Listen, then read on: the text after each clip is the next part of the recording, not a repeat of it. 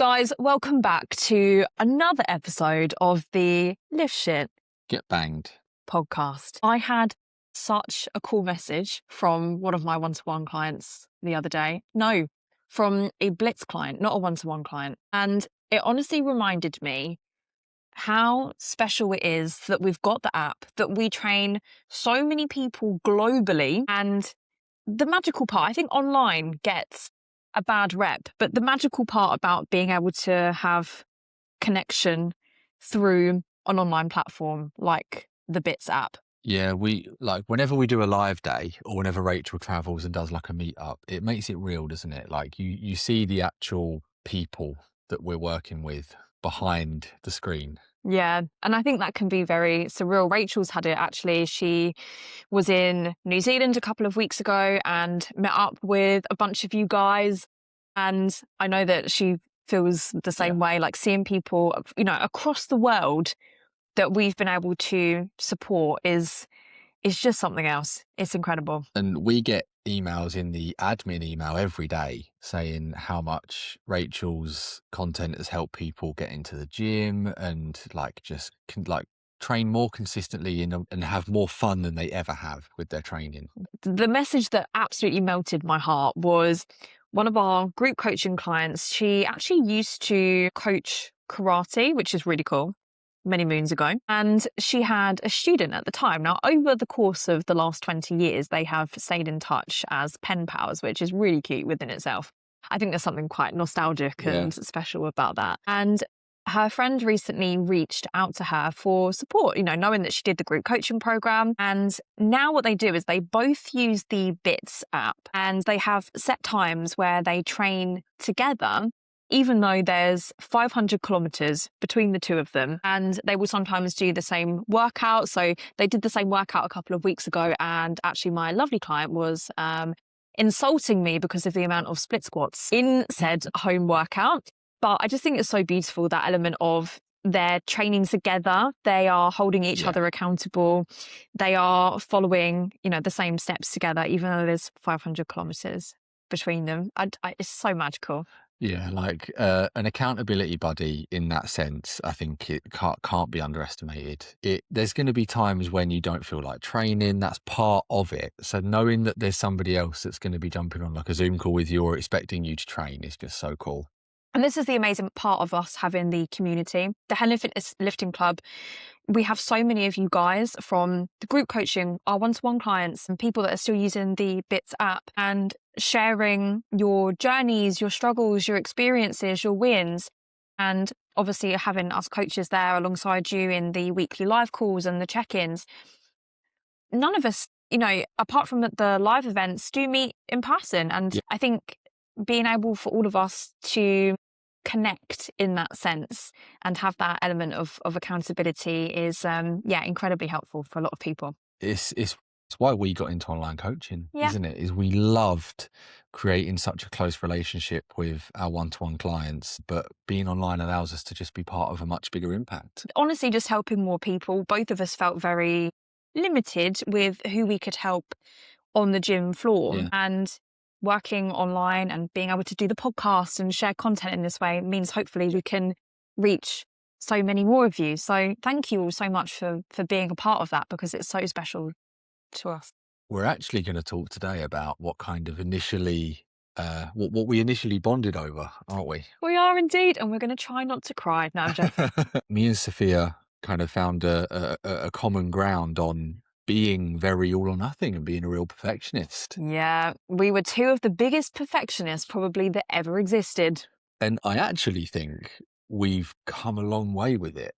Hell of a long way. Way more chill now. And I think it was just inevitable. The amount we bang on to clients about consistency and imperfect action and showing up, some of it had to rub off. But I think our clients would be interested listening to this to hear how much of a perfectionist we are naturally, and how we've really had to work hard to not let that impact our training, our coaching, because it definitely did in our early years. It's taken a lot of work and a lot of discomfort to get there. So there's a very hidden cost to being all or nothing. And The narrative that we see, especially with this on social media, we need to go hard or go home. Everything needs to be intense. Everything needs to be extreme to see progress. There is a big narrative in that. I think especially a very male dominated Yeah. narrative, especially with, the big coaches or like the David Goggins type persona. If you're not pushing yourself to an extreme, it means that you're not Yeah. good enough. And we have been sat on plenty of consultation calls with people that have been told, you don't sound like you want this bad enough. I only want to work with people who are committed and who are going to show up.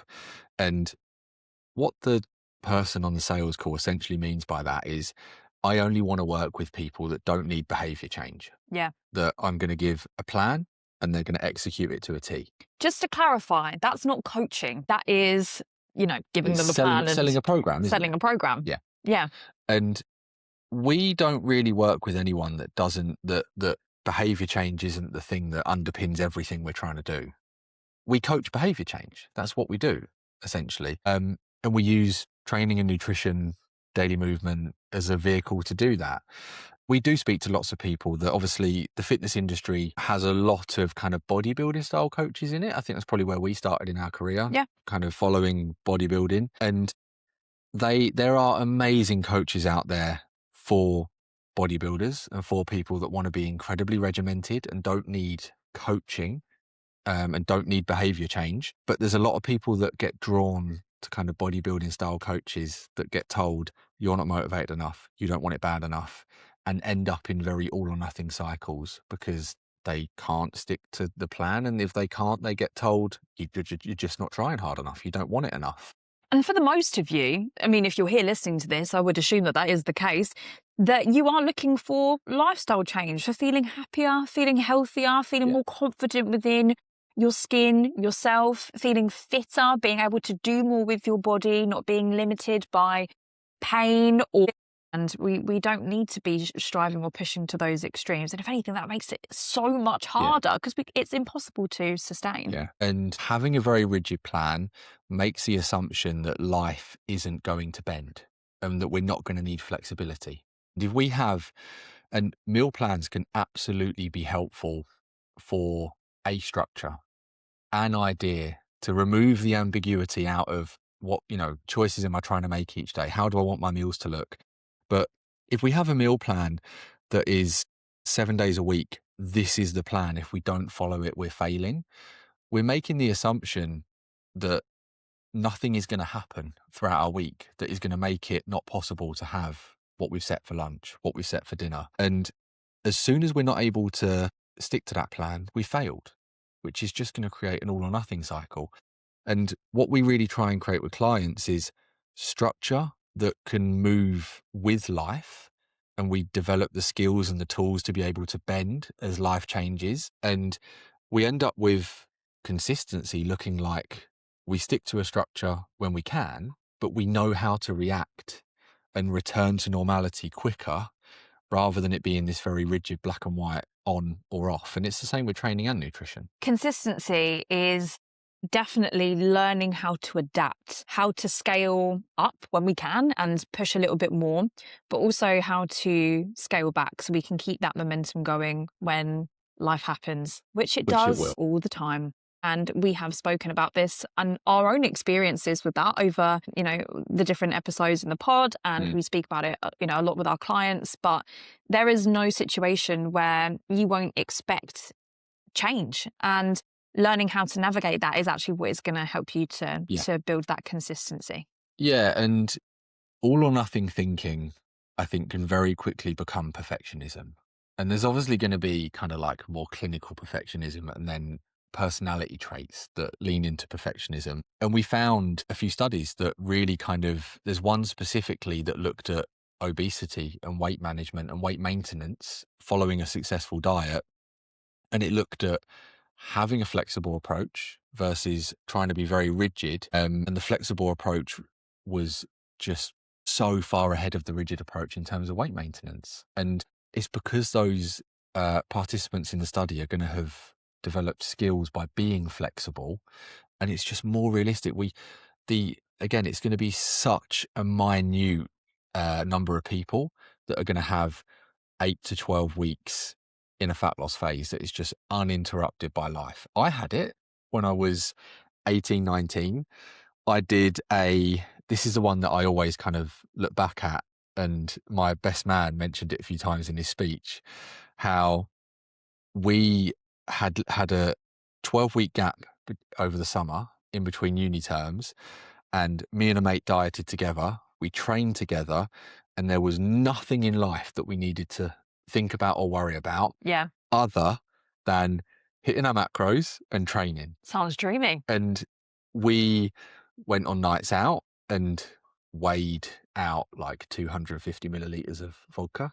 Not necessary, by the way. Absolutely not necessary. This was a time when I was tracking Monsters because they had 10 calories in, Wow. and chewing gum, Wow. Yeah. which obviously, knowing what I know now, probably started to Yeah. dip my toe into kind of disordered Yeah. eating habits. Life didn't get in the way, but that was an incredibly small window in my life that has never repeated again and is never going to repeat again. Whereas for 99% of us, if we don't have flexibility, and I think this is a good question to ask yourself if you're listening and you think, that's me, I'm caught in an all or nothing cycle, does your plan have flexibility? Because if it doesn't, we can find that we can feel like we have high standards for what we're trying to achieve and what we're trying to do, but it's just perfectionism masking itself as high standards, and it will just be a cycle. Examples that we see of this all the time are when people have upcoming holidays or events, or they've been poorly, or even in the course of a week, if they have 1 or 2 days that are quote unquote off plan. This is when we see people hitting the fuck it button and saying, well, it's not good enough. It isn't perfect. So I'm actually going to spiral and completely give up on everything. And I promise you that this is the only way that you can fail, is by completely throwing the towel in. Whereas if we can develop the tools on adapting around those scenarios and looking at how can we grab hold onto low-hanging fruit to keep the momentum going. So an example of this is if you are going on holiday, I think first and foremost, it's deciding, do we still want to pursue fat loss on holiday or not? That's quite a big part of it as well. And knowing that, okay, maybe it's okay if I sit at maintenance for a couple of weeks and, enjoying that time. But there are also still lots of things that we can do to maintain healthy habits during that time. So even something like going for a daily walk, maybe it is doing a workout on holiday for fun. It could be practicing listening to feelings of fullness whilst you are eating at a restaurant out. It doesn't need to be tracking every single macro and hitting my step target and sticking to the training program.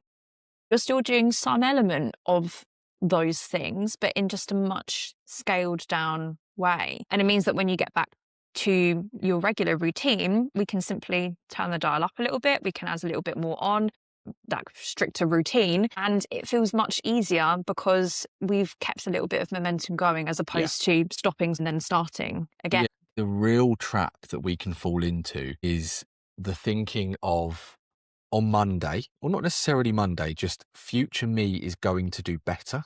So this is the last time I'm going to skip a session, or the last time I'm going to start a new program, or the last time I'm going to order a Domino's, because next week I'm clean eating, never eating a Domino's again. One of the biggest ways we see that perfectionism all or nothing cycle manifest itself is future me is going to do better at some point. So this will be the last time.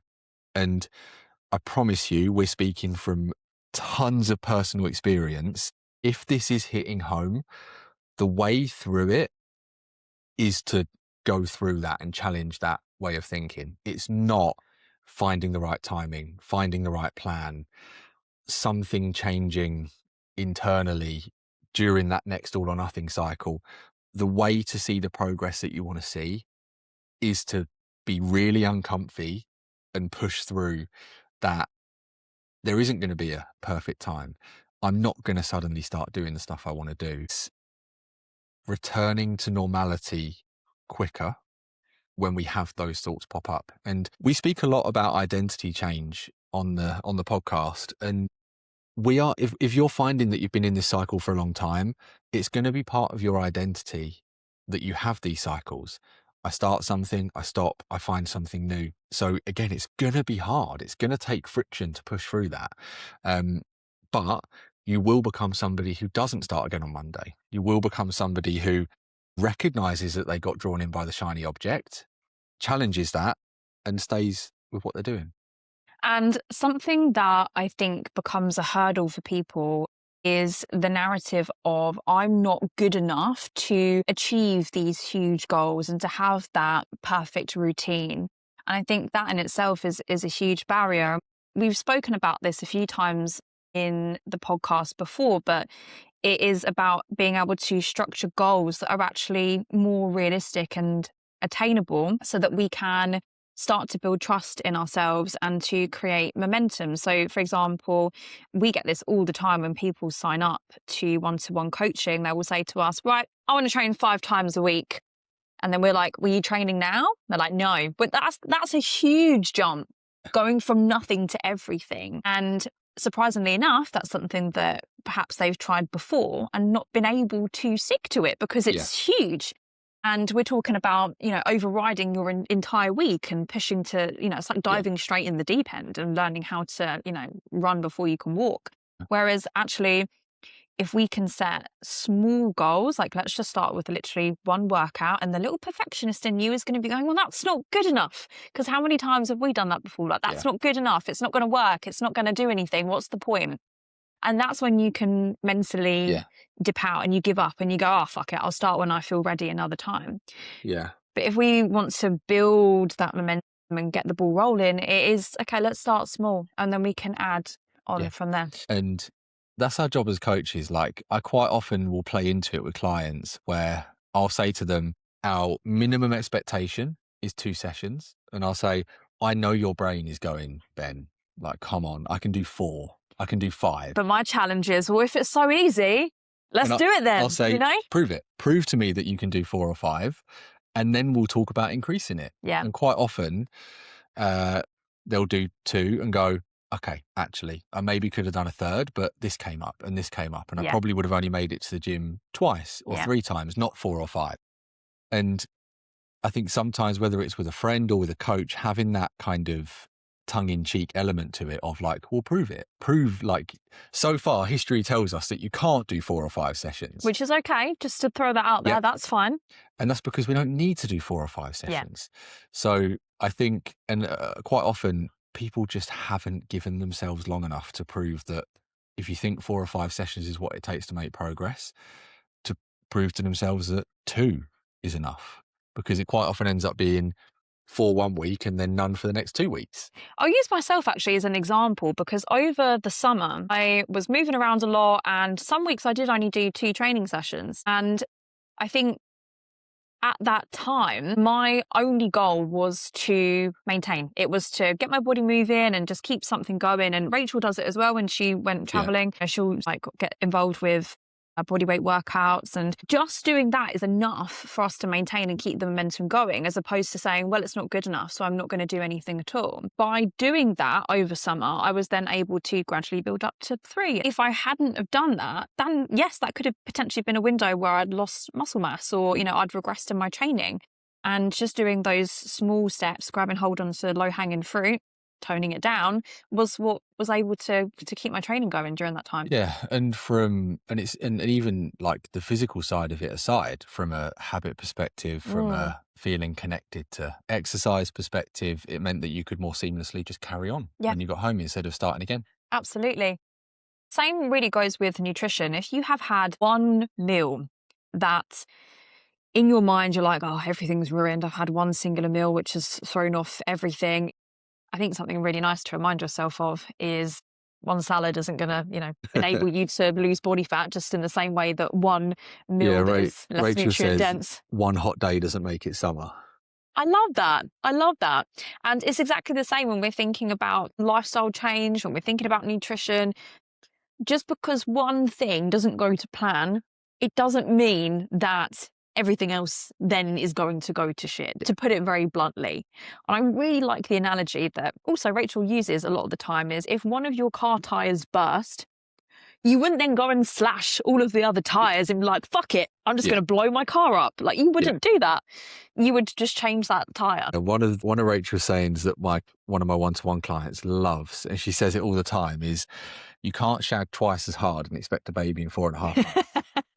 So I love in this scenario, training 4 or 5 times a week isn't going to happen. So no matter how hard we try, as in like speaking in this context, we know it's not likely going to happen. So no matter how hard we try, it's not going to get us to our results any quicker. Committing to the uncomfortable side for a lot of our brains of 2-3 sessions a week consistently is going to get us to our results quicker. It's not as appealing.